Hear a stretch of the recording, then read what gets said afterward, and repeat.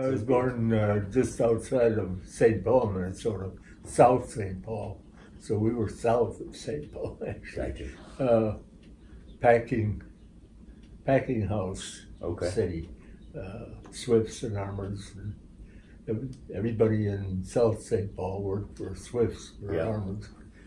And high school there. Having a great childhood. I had great buddies. And what did your parents do when you grew up? My dad worked in the stockyards. Cattle buyer. And Mom stayed home. She would stay home, Mom. Yeah, gotcha. There was 4 of us.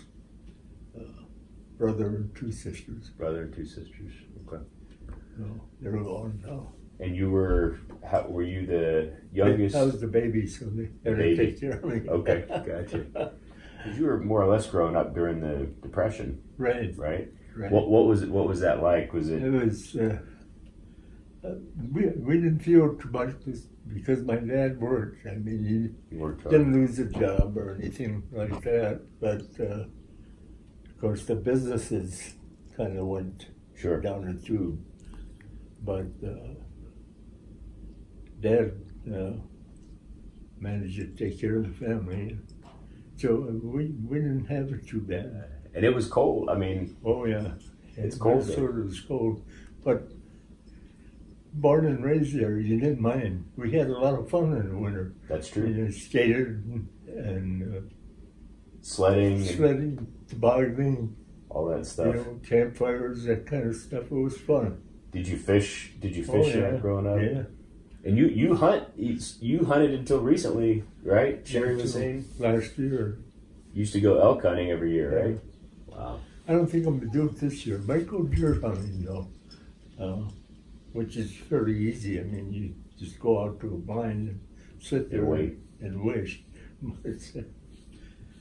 I might do that with my son this year. Did you work during the summers, like when you were in high school? I worked in the stockyards, yeah. Just with your dad? With my dad. With your dad. Yeah, I made the terrible sum of $750 a week. $750 a week? For about 60 hours, I would say. That's... And I was admired by all the kids. Boy, this guy is working, he's got money. He's got money, that's right. At what point do you remember in high school, do you remember we were at war? Or when did you hear, where were you when Pearl Harbor happened? Do you remember? Do you remember that? Pearl Harbor, I was graduated. I graduated in 1940. Okay. Yeah, I was home. We were listening to the radio. Of course, there was no TV. Sure. But everybody had their ear up to the radio because they knew what was going on. You know. So you were at home when it happened? Yep. And what did you think during that time? What did you... I thought, well, kiss my butt goodbye, I guess. Things are going to change. Right. So you were 18 basically when Pearl Harbor.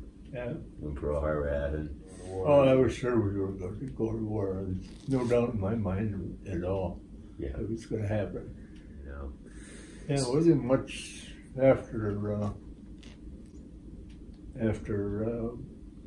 Roosevelt declared war on them that the draft started. Yep.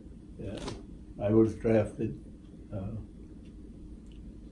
Curiously, I was working in the stockyard with 4 guys about my same age, and we were discussing what was happening. And one of the guys says, "Hell," he says, "we're going to be drafted anyway. Let's all go out to Fort Snelling and enlist." Okay, fine, we can do that. So 5 of us go out there. 1 of us passed. The others were 4F. Really? And I thought, well, I'm not signing nothing. I'll wait till I have to go. Exactly. Yeah, these guys talked me into it. And then they're waving goodbye to me. The numbers were picked randomly. Okay. But then you were picked well, individually or categorically, or 1, 2, 3, 4, 5. Oh, I see. Yeah. Do you remember where you were? Was it a telegram that? Oh yeah, it was at home mail. Okay, so you got the mail. A little card in the mail. I think I still got it in my scrapbook. So you got the letter in the mail, and what did it say? Did it say you've been drafted? Congratulations. Congratulations, you've been selected. Yeah, you've been selected. Like you won a prize. Yeah. Wow. You won a prize, all right. And I went to Camp McCullen, Alabama. Okay. For basic training. And then from there I went to Fort Benning. Fort Benning, yeah. And really lucked out because that was in like 42. Yeah.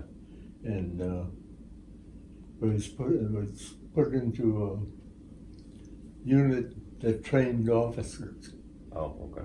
Because that was their 90-day wonder deal there. Yeah, yeah. And so we run them through different phases, different problems. Yeah. Which they training exercises and stuff.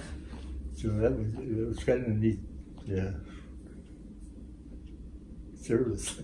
Yeah. Compared to most camps over. Camp Silver. Yeah. We were there, I don't know, 6, 7 months, something like that. In New Jersey? Yeah. And from there, we went overseas. When did you find out you were infantry? Did they tell you that right away when you were drafted? Yeah, they told me. Right away. They said you're drafted. I was good with a gun, Yeah. I was a hunter. Yeah. I should have kept my mouth shut. At what point did they assign you to the 1st Infantry Division? When I got to England. England, okay. Yeah. So you went I was like a replacement or whatever. No, I wasn't a replacement. I was probably part of the number of people that they had to have extra just in case. Right. Oh, well, they said we were going overseas. I think I was a corporal at the time. So I was we'd have our orientation things where they'd let us know what's going on, yeah. Before the privates.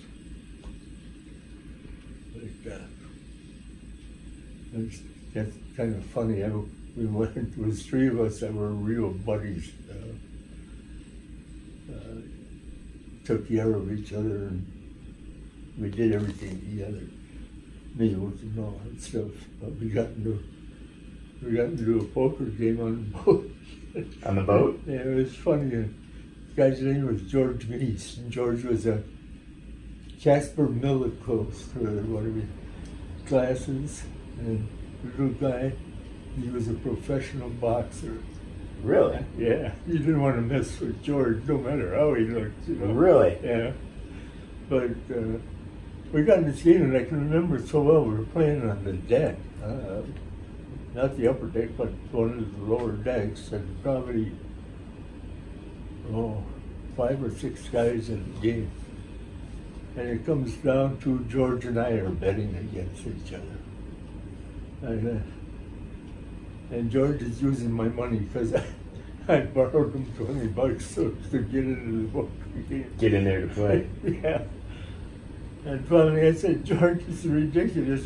You're spending my money. I said, well, why don't you call me, or I'll call you. Let's finish this thing. We both had a royal flush. What? Both of us. I had it in hearts. He had it in spades. I had never heard of that. Unbelievable. Yeah, unbelievable. How long of a journey was it across the... Oh gosh, I think it was like 3 weeks or something like that. 3 weeks? Yeah. I know we were escorted destroyers, and we were on a regular troop ship. I can remember they sunk 2 subs on the way across. The destroyers did. That was kind of an eye-opener. I mean, we could see what was going on. I mean, it was right area. So, oh boy. That was a wake-up call. Right, Probably. right. We got on a train in England, or wherever it was, and we would take the train to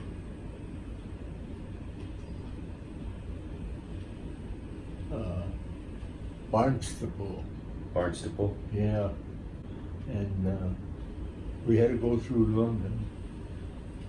We got to London we had like 15, 20 minutes between trains. We had to switch trains in London.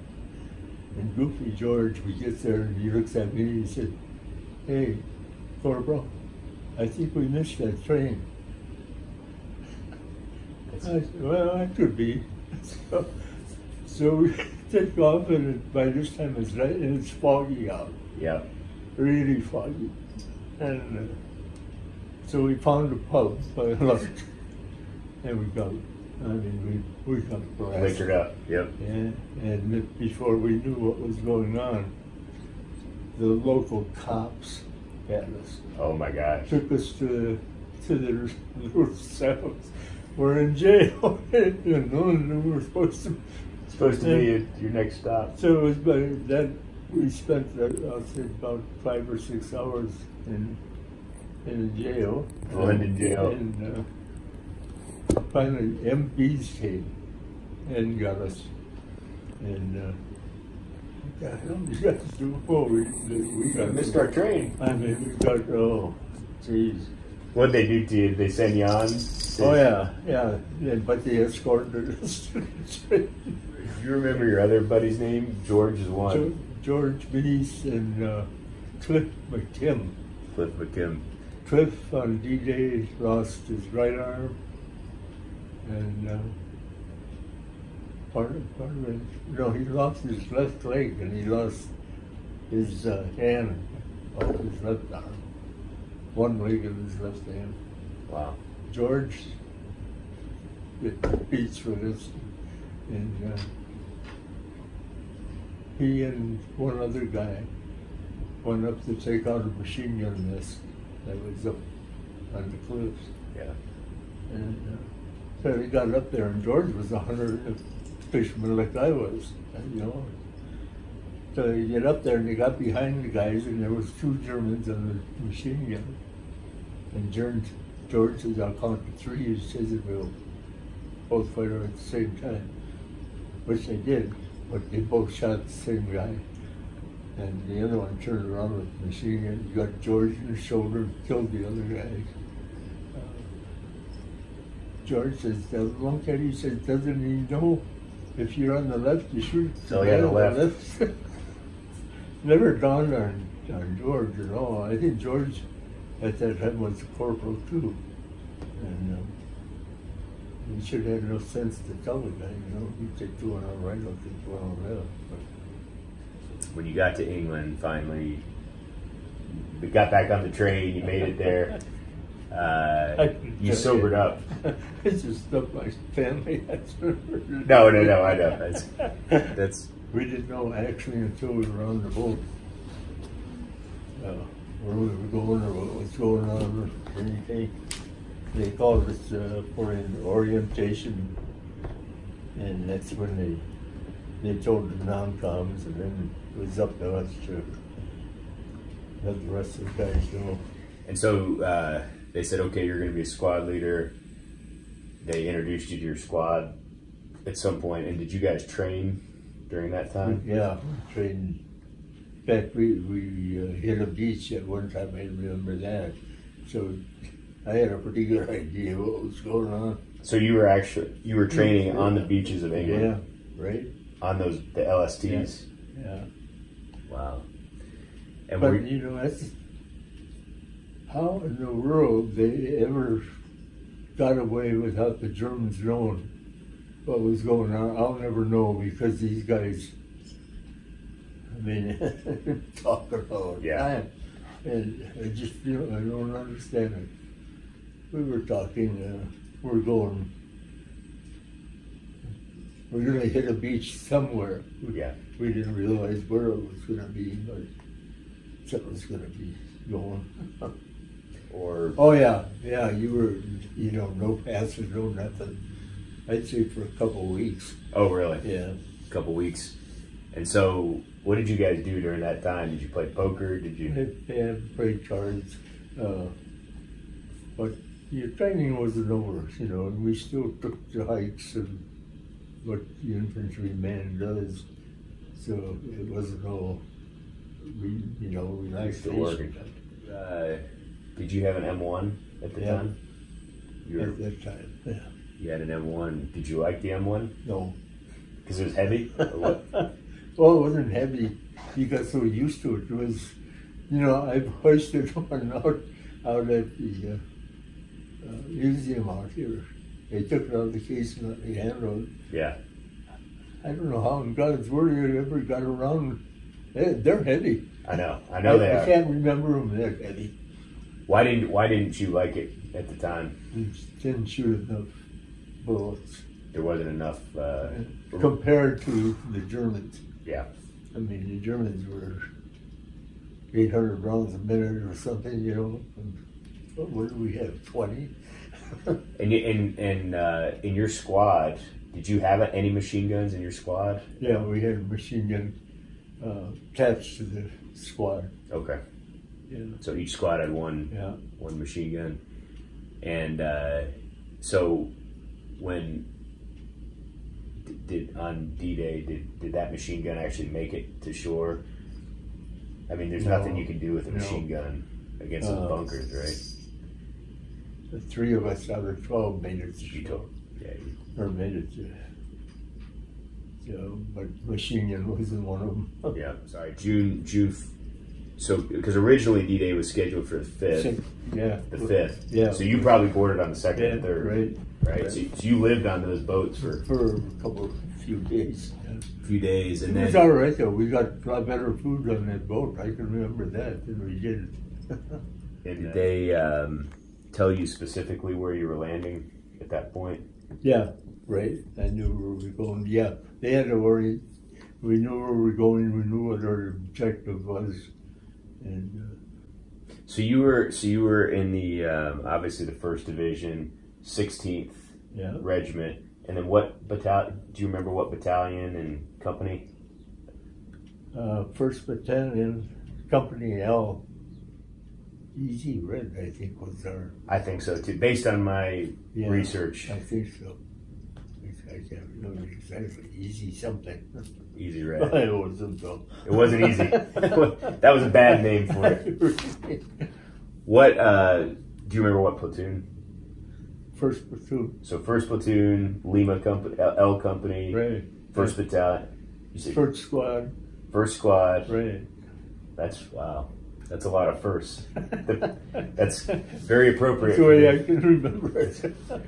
So, so they showed you a map on the ship, and they said, "Okay, you guys are going to hit Easy Red or this part of the beach." So Easy Red was near the cemetery, Colville, right? Yeah, right. You hit that side of the beach near Colville, and so they told you where you're going, and you got the briefing, and then you went back to your squad, and you told your squad what was, or you met as a platoon, and told them what was happening.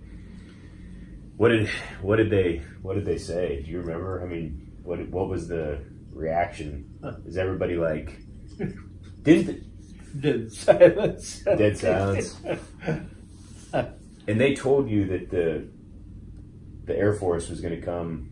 Oh, and actually that was my very first question. They asked, "Is there any questions?" Nobody raised their hand, but I did. I said, "Yeah, I would like to know, is there going to be any shell holes or?" "Oh, don't worry about that." He says, "They're going to bomb the heck out of you. You have more places to hide than."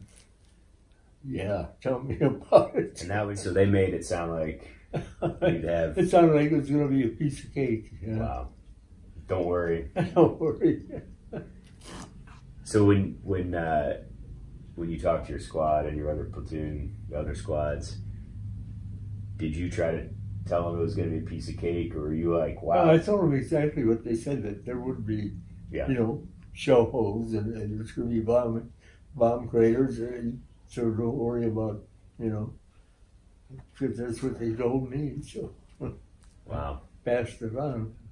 The last time we were there, there was 5 or 6 of us that were awarded the French, whatever it is. Legion of Honor. Legion of Honor, yeah. And Dorothea, who was head of this thing, anyway, they got up and I was talking to somebody, I don't know.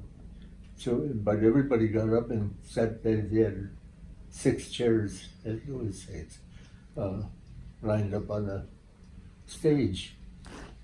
And they had gone up and sat down. And of course, the last chair was open.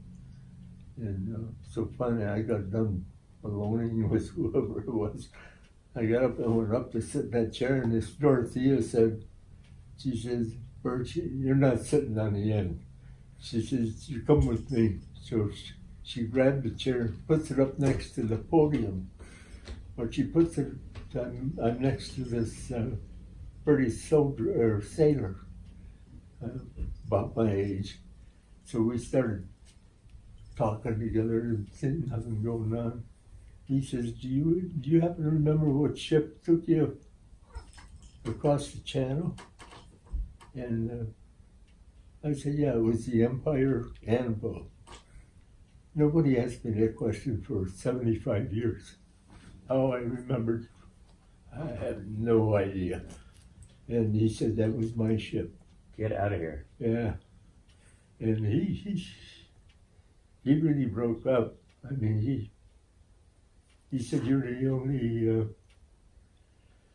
only one I've seen or met since D-Day that was on my ship.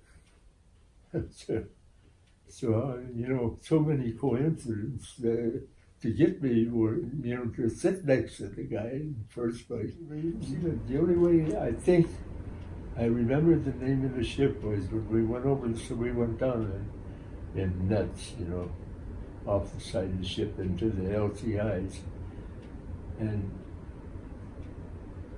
as I remember it, when I hit the floor of got into the LCI, I looked up, and the name of the ship was right there. Right in front of you. Yeah, Empire Anvil. So did June 4th. How long did you sail before they told you that it was canceled? Or did you even know? Did you just turn around? Yeah, they just turned around. We didn't know.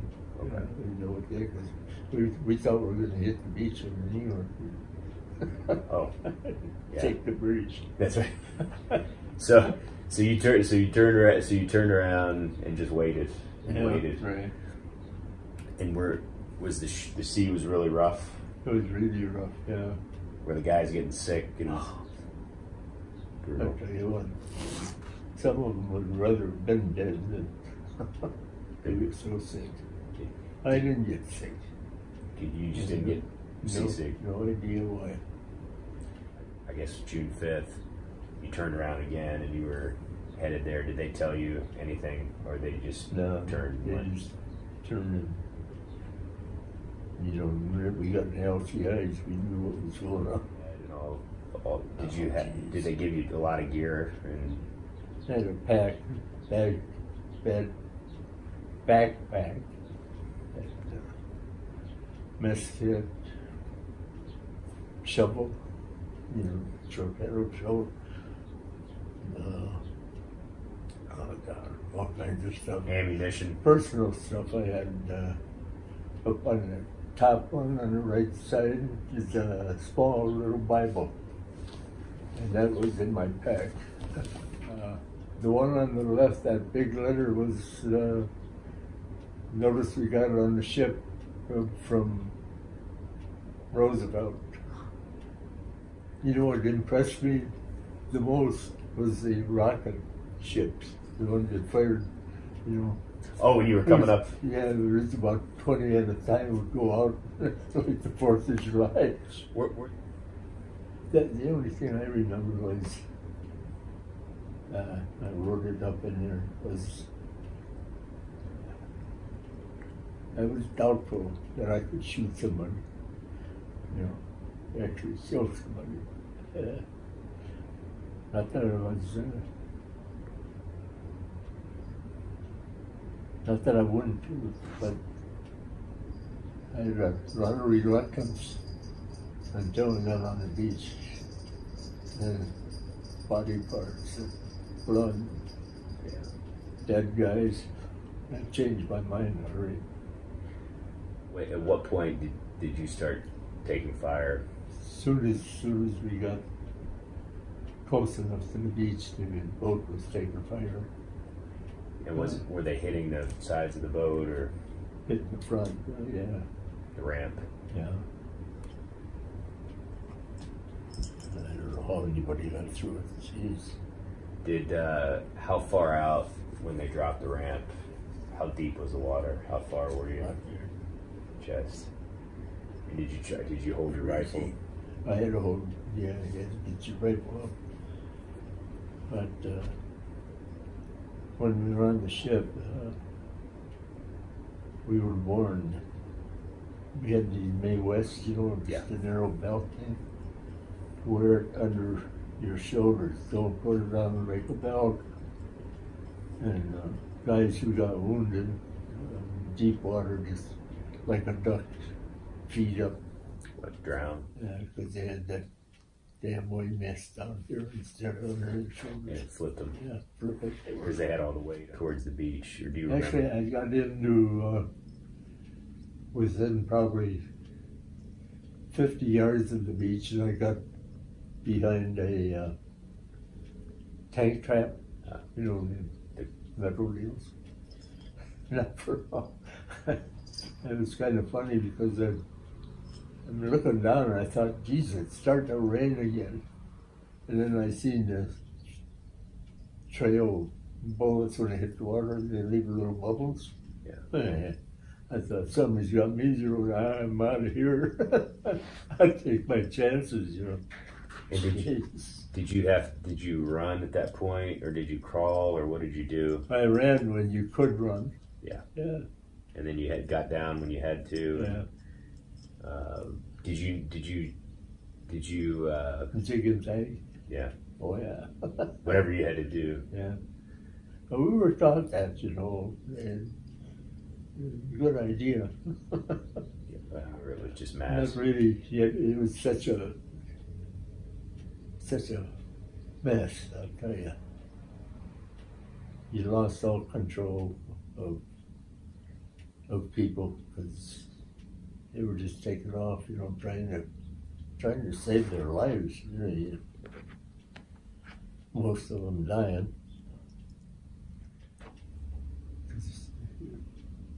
We had to get out of there. You were either going to drown or you were going to get shot, but take your choice, you know. Yeah. I'll tell you what, it was nuts. The guys were so sick and in shock, I would say most of them didn't know, you know, at least I could think, you know, and these guys were just huddled against the wall and they can't move.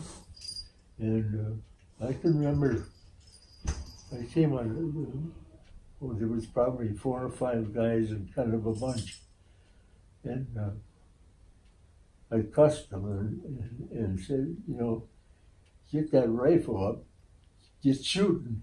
They said, well, we can't see what we're shooting at. I said, I don't care. Just shoot. I said, make them keep their heads down, for God's sake.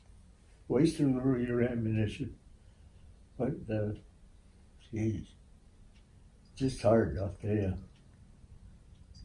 It was hard to tell these guys, you know, to do anything. You know, half of them are going to die anyway. Jesus. When you reached the seawall, there was only 3 guys left from your squad of 12. It was 3 of us. We lost 60% of our company. That's a lot of guys. That's when I made up my mind, no more buddies for me. just not going to get close to anybody, you know. Yeah, which was wrong. no. That really, I was talking to Captain. Oh, shit. You're all right. No, it's okay. And we were talking to each other anyway, and he said, we got to get these guys moving, you know. And just all of a sudden, his throat just opened up. He apparently got hit with a shrapnel. That's what I think it had to be, because it was such a large wound, you know, and killed him instantly. I mean, he just went down. And they wasn't good. They told you not to. You can't help the wounded. You got to That's just right. go. Yeah, he said that's what our medics are for. He said don't touch anybody. Just that's it. You know, that was hard to do too. But Well, that's. I mean, those were your orders. I'll tell you, I give the medics a lot of credit. Holy mackerel! I mean, they went out there time after time, right out where all hell was breaking loose, you know, to try to help these guys. Did you have medics assigned to your squad or your platoon? Lost them. We had two of them. Lost them both. And what were they doing? Were they pulling guys, trying to get guys up trying to the to get seawall? them up to the seawall and do whatever they could do to help them, you know. So, after that captain was killed, and what did you do? I mean, what happened after that? Well, this is when I was trying to get these guys to fire their guns or do something, you know. It's not lay there and Sit there, yeah. And so, how long do you think you were stuck at the seawall? I mean, you couldn't go anywhere, right? probably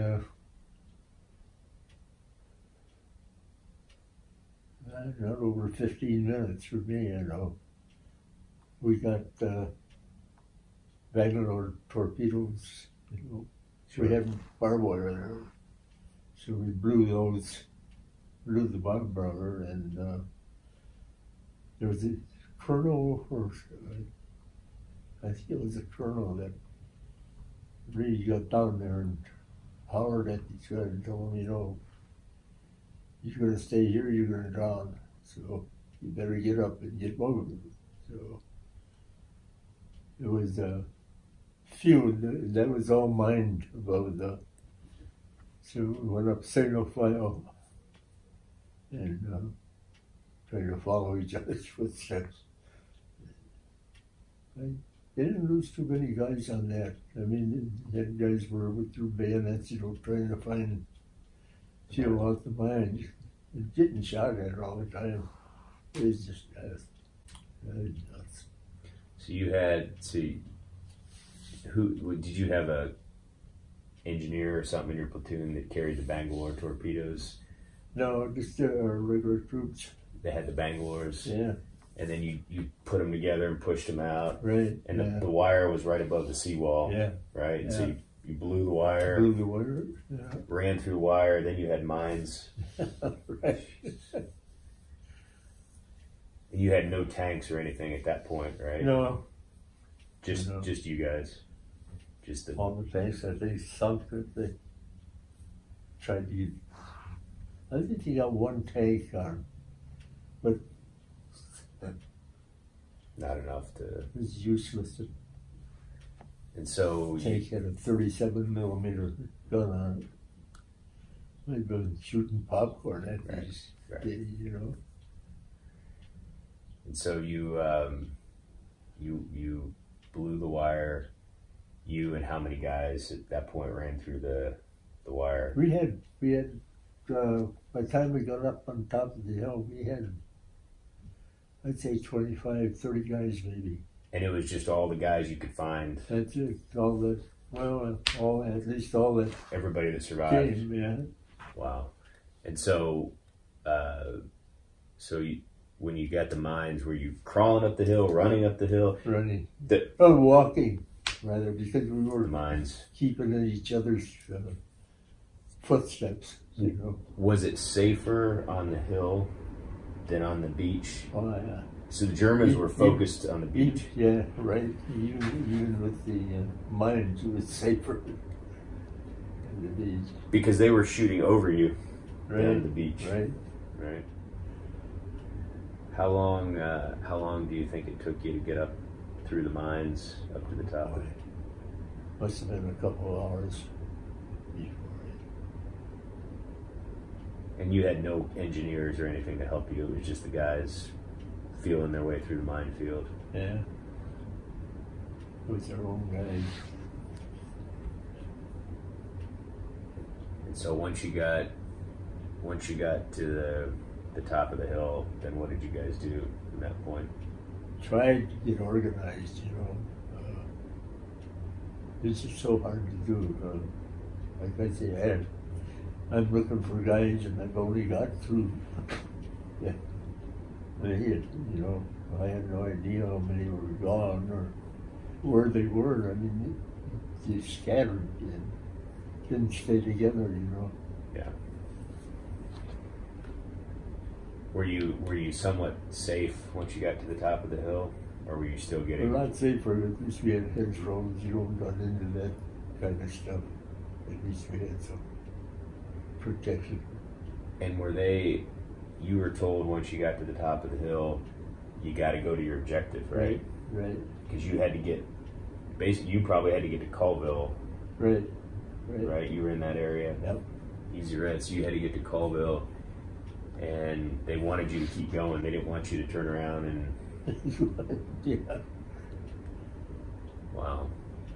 And so once you got all your guys or everybody you could find, you just kept on. Yeah. Kept on keeping. You got replacements, I think, within a day.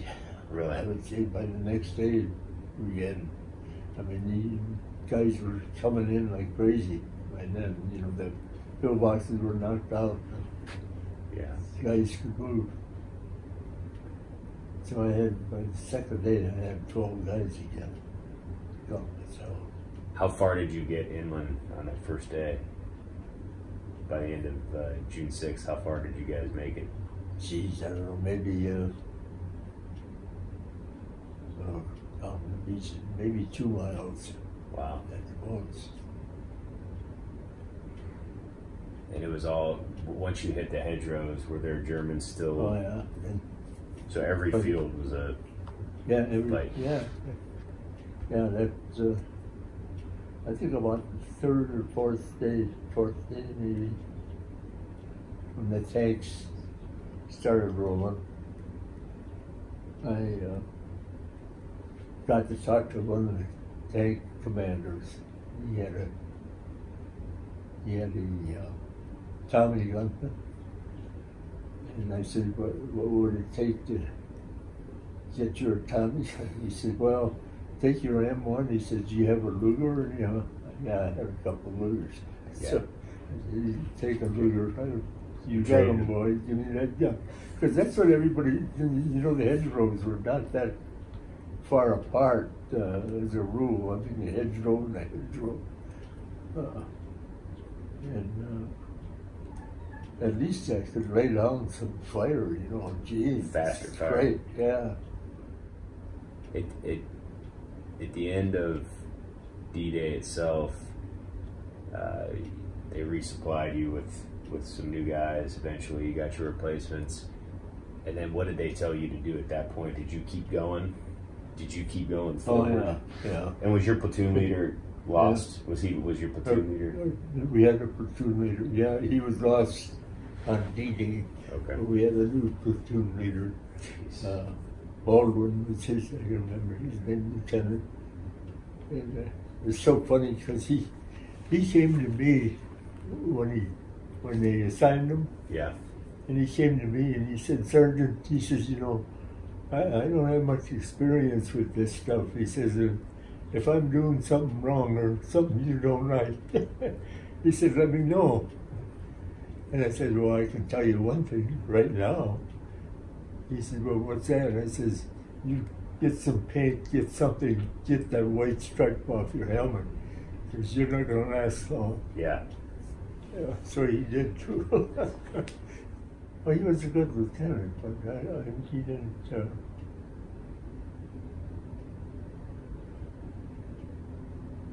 He probably wasn't told more than as much as he should have been, or nobody knew what the heck was going on in the first place, or where you were, or what was happening. It took a while. It took a couple of days before things got kind of straightened out. You know. And eventually, you made your way towards Paris. Towards Paris, yeah. And how long? We were part of St. Lo.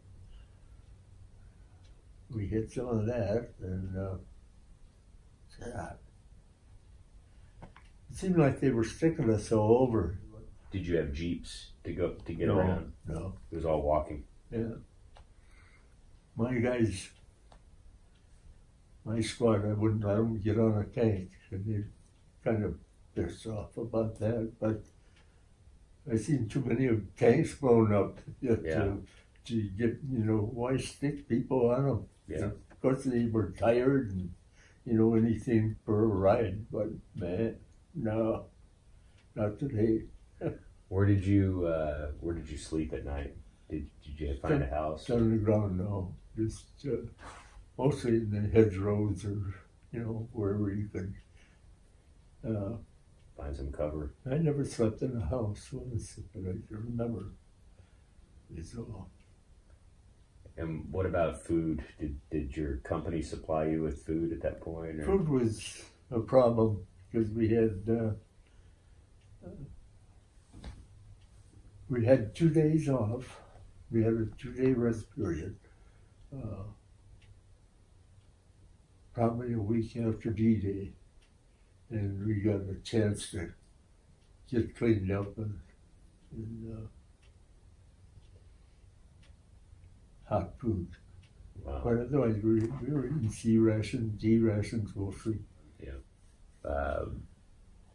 When did you get wounded? 19th of September, Battle of Bulge. Wow. Happiest day of my life. Where did you get hit at? Knee. In your knee. Was it with shrapnel or bullet? Wow. Do you remember? Do you remember kind of how it happened? Oh yeah, we were. I don't know why. I love patrols. I love to go on a patrol. It's kind of funny. I told you I'd never get close to somebody. I got this Indian kid. He's a Choctaw Indian, purebred, and the greatest guy in the world. And he was with me, and there was 2 others. And it was a recon there was a patch of woods, and they thought it was occupied by Germans, and we wanted to find out if it really was. Well, why not just shell it and have it over with? But so we got within 50 yards of the place. Never got fired on or anything, and we got that close. I told Fitz, I call him. I said, Fitz, you stay back with these guys, and I'll just go up and see what's going on. And Christ, I don't think I went 50 feet. Boom, boom, boom. Hit me in the knee, knocked me down, and still firing at me. And I was fairly protected because it was like a plowed field where you had some ridges, Yeah. And I ran there anyway, and I look up and here comes Fitz, crawling. Came out and got me. Wow. If they needed a 2-man recon or 3-man, I'd say, Fitz, come on, let's take it. And he was crazy as I was, so he you know, I just like getting away from everybody, you know, and Yeah. I got shot at, so I got shot at, you know. But anyways,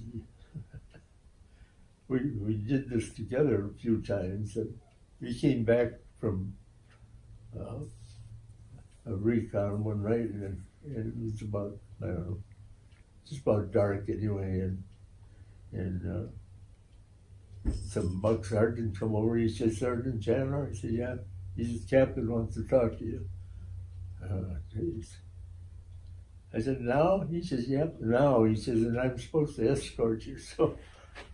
So takes me in, the captain, and man, he just chewed my butt up. Oh, he says, "What are you thinking?" He says, "You're in command of the squad." He says, "And you take the second in command, you take two of the head guys out of your squad and take off." He says, you don't do that." Yeah. I said, "Well, I don't know about the other squads." I said, "But any man in my squad could take over at any time without any problem." He said, "That's not the point." He said, "Don't you ever do this again, or you're going to be looking for more or less stripes or something." You know? Oh, geez. But boy, he really made me off. Boy, oh boy. Where do you know roughly where you were wounded? I mean, do you know like where that was at? It was just outside of Mons somewhere. I don't know exactly. Yeah, but roughly. Yeah. And so when once you got hit on the knee and Fitz pulled you out, they put you in a. How did you get out of there? They got well, the guys got me carried me back to, I don't know, probably 100 yards from where it happened. And they got a Jeep up there. And first ride I had in the Jeep in the whole war. And the last ride, I was on the hood of the Jeep on a stretcher. Kind of funny. Oh, well. And so they got you back to a little field hospital.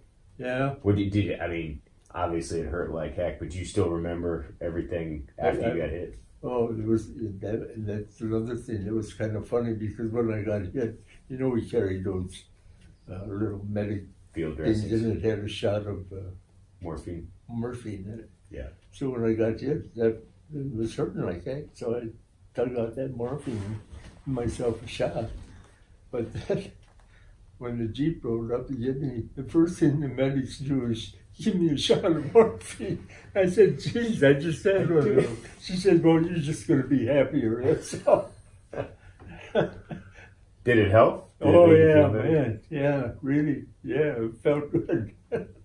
So they moved you back, and when you got back to the hospital, do you Yeah, remember? the hospital in Paris. That's how I got to Paris, too.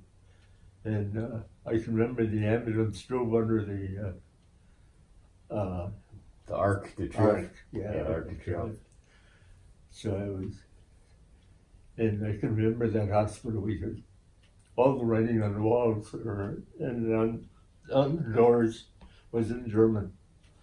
So it'd been a German hospital. taken over by Germans. And then they flew me out of there too.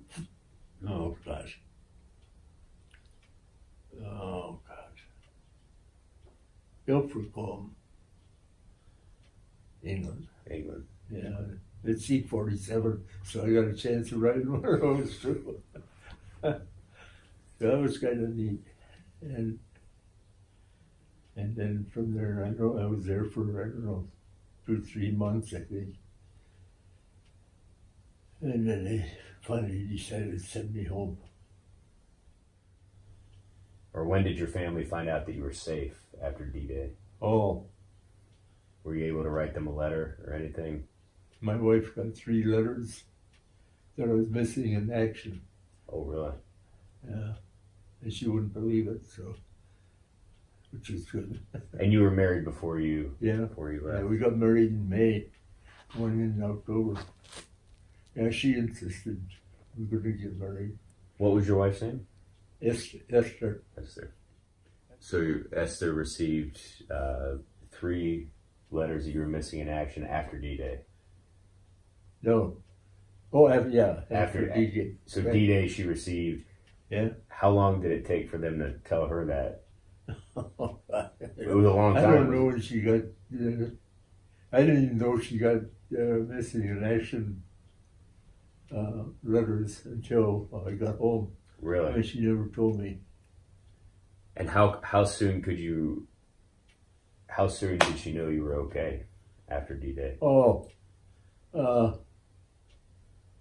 about a week after she got the letter. It's funny because she said, "Where in the heck were you?" I said, "Well, I was in Paris in some little bistro having a beer."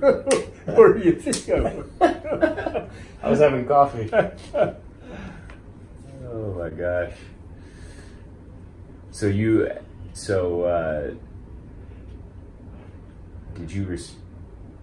probably didn't get any mail from anybody for a long time. Oh, a long time, yeah. She wrote every day. And I wrote her probably once a week if I was lucky. But,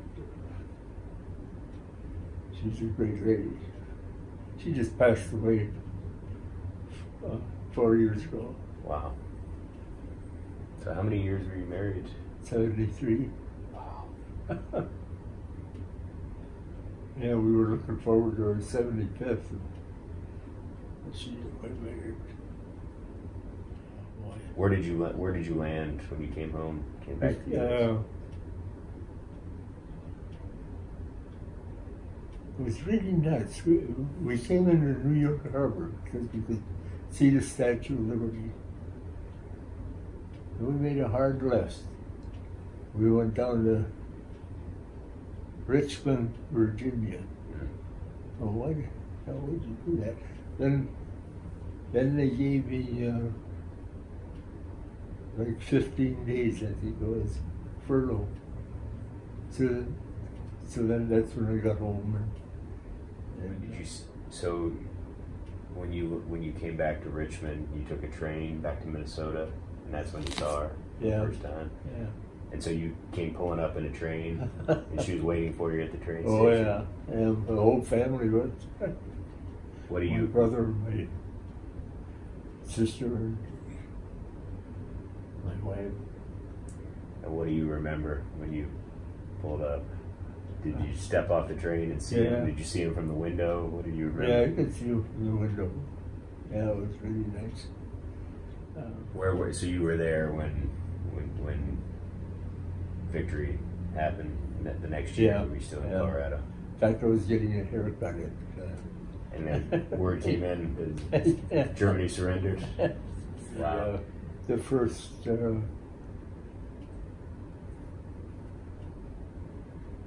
maybe the first couple of months, I'd wake up at night, and start thrashing around. My wife would wake me up. And I got over that. But I never had bad thoughts about it, or anything like that. I did have a few dreams, that weren't that good, but I don't think I ever had any problems. Two people told me I was nuts. That means you're normal. That means you're normal. And I've always tried to understand how Americans like you could go to a country that you've never been to before and fight for people, the French, for example, that you never met before. And I've always tried to understand what drives a soldier to keep going, and with all the guys that are dying around you and all the bad things that are happening, what drove you to keep going? I've always tried to understand that. I don't know. I think discipline more than anything. I mean, I was drafted, so I didn't have a choice there. I mean, you just went in, And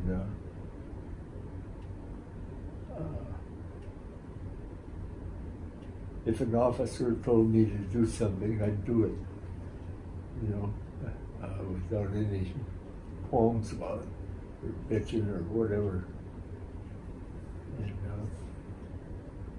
And I think when they said, well, you're going to hit the beach in Normandy, and it's going to be, not going to be fun. Well, you tell me I got to go, I got to go. That's all there's to it. What can I do, you know? With his wife. Did you ever think that day that it wouldn't be successful? Did you ever think that we're not going to be able to take the beach? No, I don't. No, I don't think so. You didn't have time to think about nothing. I know. You know, people ask me, well, did you ever see this, the Navy ship that went up and down the beach firing? Hell no, I've never seen that. I was too busy doing trying to stay alive without looking out at a ship somewhere. Yeah. When did you understand the full significance of what you did on D-Day in Normandy? Did you understand right then and there how big of a deal that was, or was it after you came home, or when did you understand? I think it was right there, then and there. Because if we didn't win there, we couldn't win anywhere. Yeah. So they presented your Bronze Star to you in 2006. Yeah. They didn't present it to you over there. They waited until 2006. Yeah, they waited. Yeah, right. Unbelievable. With everything you went through, you didn't get your Bronze Star until 2006. No.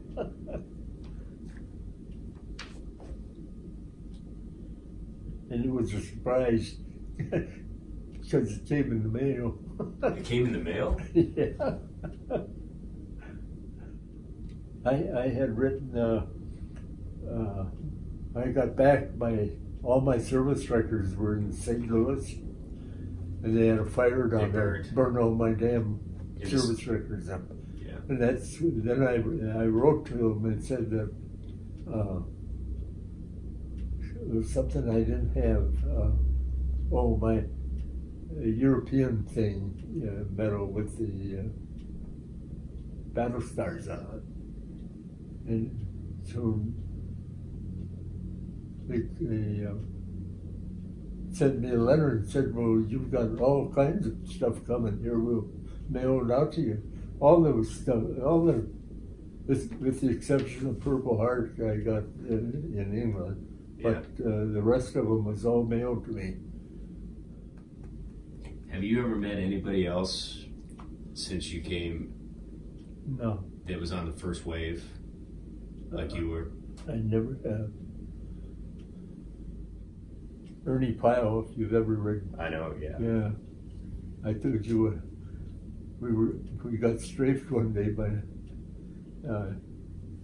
ME-109, and we got word that we were going to get strafed because they were getting it up above us, so everybody hit the ditch, and you could see this damn plane coming, and I look up in the road, and there's this guy standing there, and no rifle or nothing, but he's standing looking, where's the airplane? So I jumped out the ditch and just hit him, really knocked him on his ass. Knocked it down? Yeah, and I landed on top of him. And we're just face to face. He looks at me, he said, soldier, he says, you're going to live forever. It was Ernie Pyle. Really? Unbelievable. Yeah. And I found out the next day, my platoon leader called me over and he said, you remember knocking that guy in the ditch? He said, well, yeah, he's standing in the middle of the damn road. He would have got killed. He said, well, that was Ernie Pyle. You're kidding. Yeah, I don't think he weighed 100 pounds. Little skinny guy. Skinny little guy. Yeah.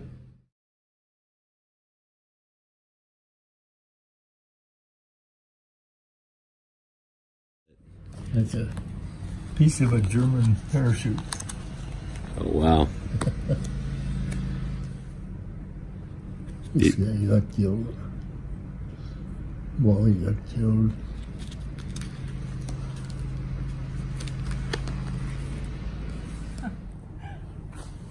Oh, that's your SGLI, or what they call SGLI now. Yeah. Life insurance. How much life insurance did they... So the premiums were $1.18 a month. I think I had, I had 5,000. I could have had 10. Didn't take it. Cost too much. It's good you didn't. It's good you didn't. It would have been a waste of money. Right. Although I bet you when you were going over on the boat, you were thinking, you wish you had. That's what I told Esther all the time. I said, you've been on me for the damn $10,000. That's all. That's two of my cousins. Three of my cousins. They were killed. Oh, they were? Yeah. Where were they? They were in Pacific. Okay. French flag that some little gal was waving out of a window. $1 bill I carried all the way. Did you carried it with you the whole time? Yeah.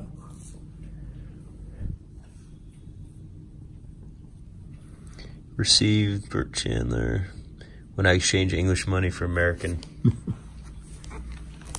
I got into a blackjack game.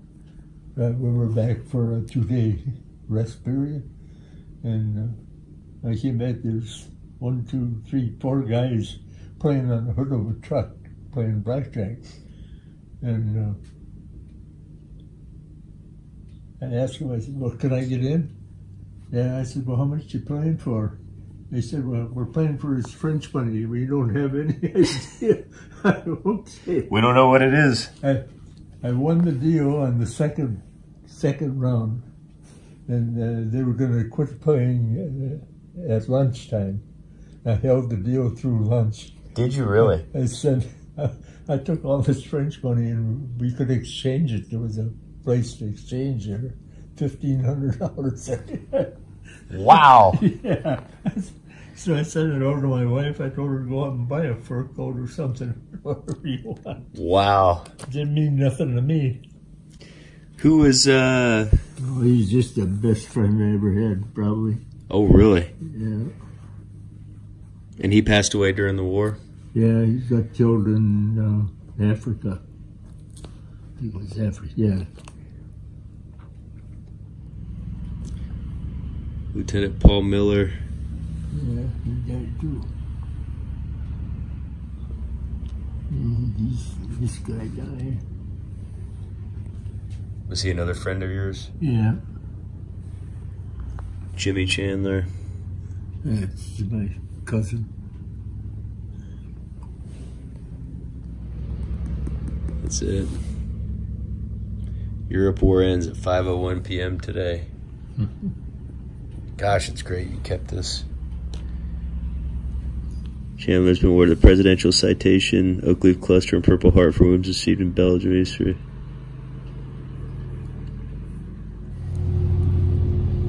That was my minister. So, yeah. That was nice.